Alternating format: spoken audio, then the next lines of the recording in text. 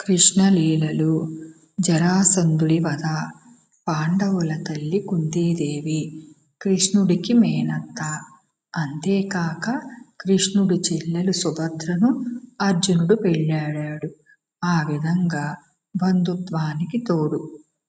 మొదటనుంచి దుర్మార్గులైన కౌరవులు అన్యాయం చేయడం వల్ల పాండవులు అరణ్యాల పాలై అష్టకష్టాలు అనుభవించటం, తనకు భక్తులై ఎప్పుడూ తన సలహాలను, సహాయాన్ని అపేక్షిస్తూ ఉండటం, వీటి మూలంగా పాండవులంటే కృష్ణుడికి ఎక్కడలేని ప్రేమ అభిమానమును.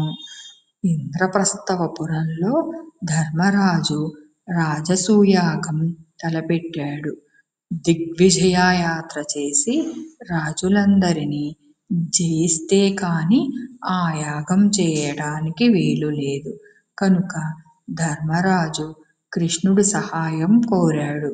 ధర్మరాజు తమ్ములు భీమార్జున, నకుల సహదేవులు 4 దిక్కులకు వెళ్ళి రాజులను జయించి రాగలరు.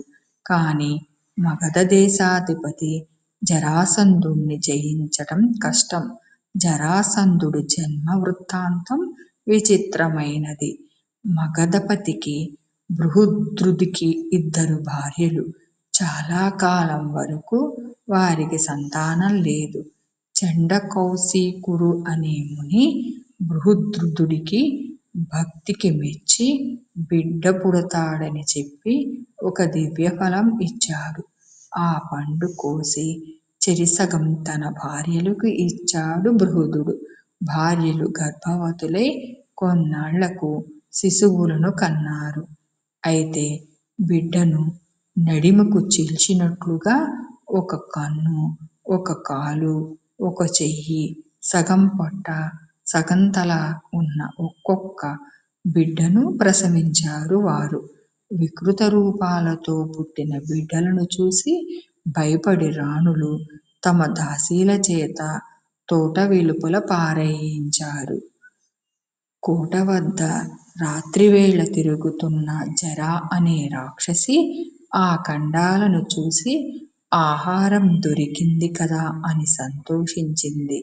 ఆ 2 ఖండాలను ఒకటిగా చేసి తీసుకునేసరికి వెంటనే ఒక బాలుడి ఆకారం ఏర్పడి ఆ బాలుడు పెద్దగా ఏడవటం మొదలుపెట్టాడు. ఆ ఏడుపు విని దాసీలు బృహద్రుధుడికి తెలియజేయగా అతను వచ్చి శిశువును తన కుమారుడేనని గ్రహించి తీసుకున్నాడు. జరచేత సంధింపబడిన వాడు కావడం వల్ల జరాసంధుడని పేరు పెట్టాడు. జరాసంధుడు పెరిగి పెద్దవాడై మహాబలవంతుడైనాడు. అతని రాజధాని అయిన గిరివజ్రం చుట్టూ వెట్టని కోటగోడవలె అనేక పర్వతాలు ఉన్నాయి. నగరం వెలుపల ఒక కొండ మీద 2 భేరీ వాయిద్యాలు ఏర్పాటు చేయించాడు జరాసంధుడు. శత్రువులు నగరంలో అడుగుపెట్టగానే భేరీలు వాటంతట అవే మ్రోగుతాయి. తనకు శత్రువైన జరాసంధుణ్ణి చంపగలవాడు భీముడని తెలుసుకుని కృష్ణుడు భీమార్జునులను వెంటబెట్టుకుని బ్రాహ్మణ వేషాలతో గిరివజ్రానికి వెళ్ళాడు. భేరీలను పగలగొట్టి రహస్య మార్గాన నగరంలో ప్రవేశించారు 3. వారు నిజంగానే బ్రాహ్మణులనుకుని జరాసంధుడు వారిని పూజించి ఏం కావాలని అడిగాడు. అప్పుడు తాము ఎవరయింది తెలిపి యుద్ధం కావాలని కోరాడు కృష్ణుడు. మోసం తెలుసుకుని జరాసంధుడు తనకు జోడీగా ఉన్న భీమసేనుడితో యుద్ధానికి సమ్మతించాడు. భీమ జరాసంధులకు పెద్ద యుద్ధం జరిగింది. ఒకరినొకరు తీసిపోకుండా పోరాడారు. చివరకు జరాసంధుణ్ణి పడవేసి అతని శరీరాన్ని 2గా చీల్చి విసిరి పారేశాడు.